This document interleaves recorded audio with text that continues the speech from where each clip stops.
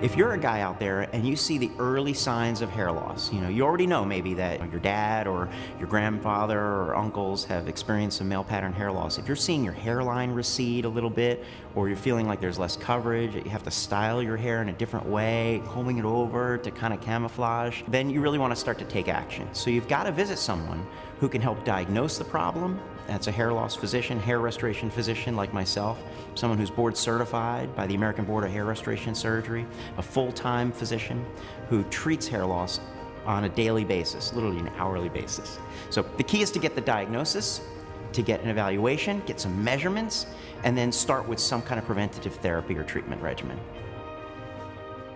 Hair loss in women happens in a very, very different way than in men. In men, you can see it from across the room, the receding hairline and such, and loss of coverage. In women, they just start to struggle with the amount of hair in their part line, for example. They have to style their hair differently to cover it.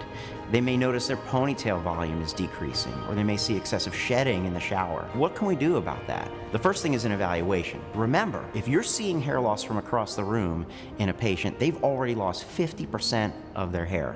So you've got to start early. And so measurements like with a hair check device or microscopic evaluations with the hair cam, these are early ways to figure out what's going on with your hair. And from there, you can figure out what to do.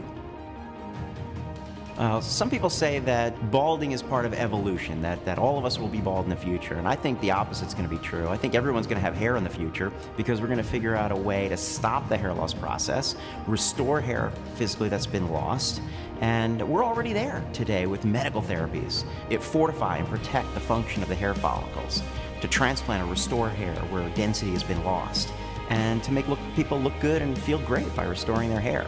And so who doesn't want to keep a full head of hair?